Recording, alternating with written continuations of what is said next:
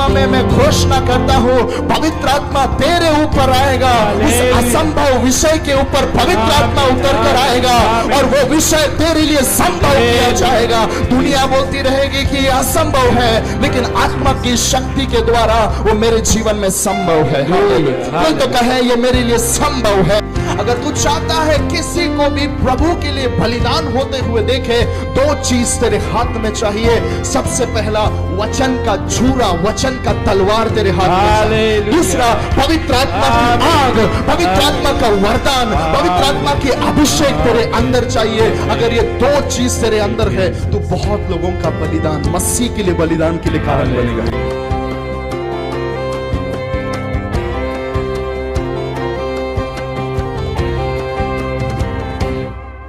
कल्पना नाम है इनका, तंबाकू खाते थे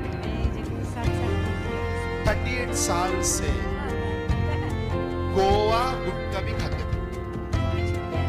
वो भी मेरे प्रभु ने क्या कर दिया। कितने साल से आप पीते थे? कम से कम हमें 40 साल हो गए। 40 साल से पीते थे। तो इसमें सब पूरा 1 लीटर का बोतल, एक बार में खलास हो गया, दूसरा था बोतल खोल दिया। अभी कितना बोतल पीते हो? अभी कुछ इसका आवाज ही नहीं लेता है, नाम भी नहीं लेता। यीशु मसीह ने इनको छुड़ा दिया। जब ये वहां से आए इस चर्च में, इन्होंने जैसे ही अपना कदम रखा, वैसे ही इनके जीवन में जो बदरुए थे उन्होंने उथल पुथल करना शुरू कर दिया। ये चर्च से भागते थे, काफी दूर भागते थे, लेकिन चर्च की प्रार्थना से, यहाँ के सेवक की प्रार्थना से आज परमेश्वर ने इन्हें चंगा किया है। आज अपना जीवन इन्होंने मसीहा को दे दिया। ये बहन का नाम वंदना है। ये बहन को 14 साल से बच्चे नहीं थे, लेकिन ये बहन गए साल यही मीटिंग में वो आई थी और उसके बाद में लगातार 3 दिन के उपास प्रार्थना में भी आई थी। उस दिन से इनका जीवन बदल गया। आज 6वां महीना कैरियर के साथ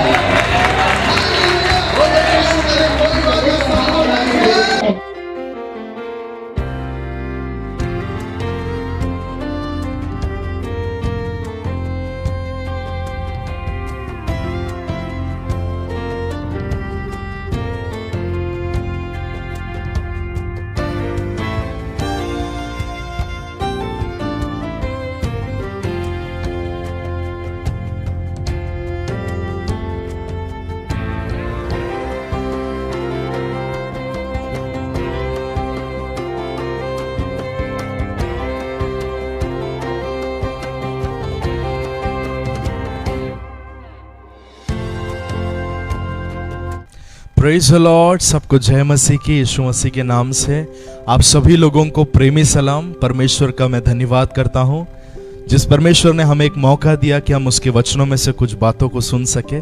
आए हम मिलकर प्रार्थना करके आज के वचन संदेश को हम सुनेंगे।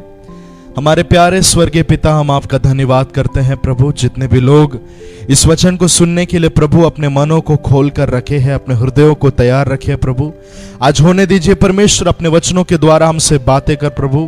तेरे वचन की गहराई में आज तो हमें लेके जा और तेरे वचन के द्वारा पिता हमें आपको जानने के लिए, आपको पहचानने के लिए, आपकी सामर्थ और आपकी पहचान में बढ़ने के लिए प्रभु आज के वचन को मदद कर। हमारे जीवन में ऐसा होने दे प्रभु। आपने ऐसा किया इसलिए धन्यवाद करें। आगे का समय प्रभु हम तेरे हाथ में सौंपते हैं। प्रार्थना यीशु मसीह के नाम से मांगते हैं पिता, amen amen amen. Hallelujah, praise God. इस समय परमेश्वर के वचन में से हम सुनने जा रहे हैं और आज जिस विषय पर मैं आप लोगों से बात करने वाला हूं, जैसे मैंने आप लोगों को लास्ट टाइम बताया, यीशु मसीह ने बहुत सारे अद्भुत कार्य किए हैं। यीशु मसीह ने नेचुरल रीति से नेचर के ऊपर कार्य करते हुए हमको देखने को मिलता है। यीशु मसीह ने दुष्ट आत्माओं के ऊपर अद्भुत काम किए, यीशु मसीह ने मटेरियल्स के ऊपर अद्भुत काम किए हैं और यीशु मसीह ने उसी प्रकार से बीमारियों के ऊपर काम किया है। यीशु मसीह ने मृत्यु के ऊपर काम किया है। तो मिनिमम 5 क्षेत्रों को यीशु मसीह ने अपने 3.5 साल की सेवकाई में मिरेकल्स के लिए इस्तेमाल किया। उसमें से जो अभी मैं आपको बता रहा हूं, लास्ट समय भी मैंने आप लोगों को बताया था, वो था द मिरेकल्स ऑन नेचर, या फिर प्रकृति के ऊपर यीशु ने किए हुए कार्यों के ऊपर मैंने आपको शेयर किया था। याद करते होंगे last time Stilling the storm, ये वचन हमने सुना था। हालेलुया। आज मैं आप लोगों से बात करने वाला हूं मत्ती उसका 14 अध्याय 22 से लेकर 33 के उन बीच के पदों को। और आज के वचन का शीर्षक है द हिस्ट्री मेकर्स, या फिर इतिहास को रचने वाले। हम एक भाग को पढ़ने जा रहे हैं जहां पर हमको इतिहास को रचा जाने के बारे में, इतिहास में एक नई बात को रचते हुए एक व्यक्ति के बारे में हमको देखने को मिलता है। आज मैं कुछ चीजें आपको शेयर करूंगा और अगले बार जब मैं आप लोगों के सामने आऊंगा तभी भी आमेन उन वचनों को मैं शेयर करूंगा। सो आया हम पढ़े मत्ती उसका 24 अध्याय 22 से लेकर 33 के वचनों को। तब उसने तुरंत अपने चेलों को नाव पर चढ़ने के लिए विवश किया कि वे उससे पहले पार चले जाएं, जब तक वह लोगों को विदा करे। वह लोगों को विदा करके प्रार्थना करने को अलग पहाड़ पर चला गया और सांझ को वह वहां अकेला था। उस समय नाव झील के बीच लहरों से डगमगा रही थी, क्योंकि हवा सामने की थी। और यीशु रात के चौथे पहर झील पर चलते हुए उनके पास आया। चेले उसको झील पर चलते हुए देखकर घबरा गए और कहने लगे, यह भूत है, और डर के मारे चिल्लाने लगे। तब यीशु ने तुरंत उनसे बातें की और कहा, धाड़स बांधो, मैं हूं, डरो मत। पतरस ने उसको उत्तर दिया, हे प्रभु, यदि तू ही है तो मुझे अपने पास पानी पर चलकर आने की आज्ञा दे। उसने कहा, आ। तब पतरस नाव पर से उतरकर यीशु के पास जाने को पानी पर चलने लगा, पर हवा को देखकर डर गया और जब डूबने लगा तो चिल्लाकर कहा, हे प्रभु, मुझे बचा। यीशु ने तुरंत हाथ बढ़ाकर उसे थाम लिया और उससे कहा, हे अल्पविश्वासी, तूने क्यों संदेह किया? जब वे नाव पर चढ़ गए तो हवा थम गई। इस पर उन्होंने जो नाव पर थे उन्हें दंडवत करके कहा, सचमुच तू परमेश्वर का पुत्र है। Man hallelujah. यहाँ पर हम लोग देखते हैं मत्ती 14 अध्याय 22 से लेकर 33 के बारे में इन बातों को बताया गया है। उसी के साथ में मरकुस उसका 6 अध्याय 45 से लेकर 52 में भी हम लोग इसी बात को देख सकते हैं। और सेम अध्याय है लेकिन यूहन्ना की पुस्तक में से, यूहन्ना का भी 6वां अध्याय और उसका 15 वचन से लेकर 22 वचन तक भी हम लोग इन्हीं बातों को आमीन वहां पर भी देख सकते हैं। हम देखते हैं यीशु मसीह ने 5000 लोगों की भूख को मिटाया। यीशु मसीह ने आमीन गलील के बारे में लास्ट टाइम बताया था, मैं याद करता हूं। गलील का जियोग्राफिकल एक्सप्लेनेशन मैंने आपको दिया था। भूगोलिक रूप से गलील क्या है, गलील के बारे में मैंने आपको बताया। किस रीति से गलील ये जो है एक इब्रानी शब्द गैलिली या गलीली, ये शब्द से आया हुआ है, जिसका मतलब है हार्प या फिर वीणा या फिर एक रिंग के आकार में, एक गोल आकार में गलील के झील को हम देख सकते हैं। उस गोल आकार से बना हुआ गलील की झील की चारों ओर लोगों की बस्ती है जहां पर लोग रहते हैं। और हम देखते हैं यीशु मसीह ने अपने अद्भुत कार्यों को, नेचर के ऊपर दिखाया हुआ कार्यों को हम गलील के नदी के आसपास में, झील के आसपास में हम देख सकते हैं। और वही हम देखते हैं यीशु मसीह ने 5000 लोगों की भूख को मिटाया। 5 रोटी और केवल 2 मछली से यीशु मसीह ने हजारों की भूख को मिटाया। चेले लोग सब ने यीशु के कार्य को देखकर अचंभा किए और सभी लोग तृप्त होकर चले गए। लेकिन जब हम मरकुस का 6वां अध्याय देखते हैं, वहां पर हमको देखने को मिलता है ये सभी चेले लोग ने जब यीशु मसीह के उस अद्भुत कार्य को देखा तो उनके अंदर एक इच्छा आई कि हम यही यीशु को क्या करेंगे, राजा बना देंगे, क्योंकि इसने बड़ा काम किया है। हेरोदेस राजा की अभी हमको क्या जरूरत है, ये तो राजाओं का भी राजा है। ऐसे बोलकर यीशु मसीह को राजा बनाने के लिए वो लोग ने कोशिश किया, लेकिन यीशु मसीह ने माइंड नहीं किया, क्योंकि यीशु मसीह पृथ्वी पर राजा बनने के लिए नहीं आया था। यीशु मसीह पृथ्वी पर दास बनने के लिए आया था। यीशु मसीह पृथ्वी पर हमारे लिए क्रूस पर बलिदान होके नम्र होने के लिए और एक प्रकार की दास बनने के लिए यीशु मसीह मनुष्य का रूप धारण किया था। उन लोगों ने यीशु को राजा बनाने की कोशिश किया, लेकिन यीशु बनने से मना किया। हालेलुया। ये सब कुछ होने के बाद में हम देखते हैं यीशु मसीह आमीन जितने भी लोगों का भूख को मिटाने के बाद यीशु ने सबको विदा कर दिया कि सब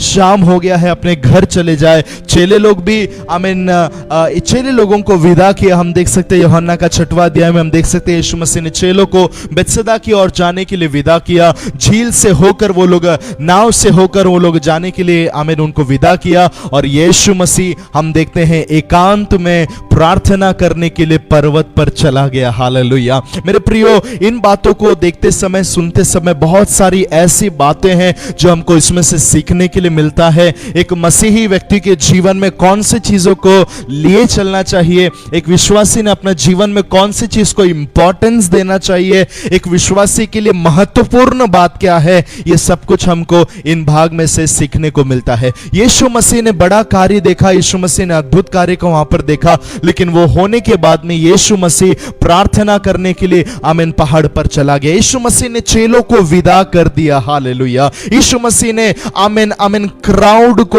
विदा कर दिया मेरे प्रियो, और यीशु मसीह अकेले आमीन पहाड़ पर चला गया। मेरे प्रियो, मैं आपको बताना चाहता हूं आज हमारे जीवन में भी ऐसे कुछ भीड़ है, हालेलुया। वो जो भीड़ के लोग हैं, कौन है भीड़ के लोग? जो हमारे पास में केवल काम के लिए आते हैं, जिनको हम कभी कभी मिलते हैं, या जो केवल हमको इस्तेमाल करते हैं। ऐसे लोगों को यीशु मसीह ने विदा कर दिया, हालेलुया। और यीशु मसीह ने चेलों को भी क्या किया? विदा कर दिया। चेले लोग कौन है? यीशु मसीह के हमेशा करीब रहने वाले लोग, यीशु मसीह के दुख में और सुख में हालेलुया हमेशा साथ देने वाले, एक समय तक साथ देने वाले चेले लोगों को भी यीशु मसीह ने विदा कर दिया। आज भी मेरे प्रियो, हम आपसे कहना चाहते हैं, आपके और मेरे जीवन में भी ऐसा बात होना चाहिए कि हमसे जो लोग दूर हैं, आउटर सर्कल के जो लोग हैं, उनको भी हमको दूर करना है। कई बार उनको भी हमको विदा करना है। Praise the Lord. जो हमारे करीब है, कई बार आपका परिवार का लोग होगा, उनको भी विदा करके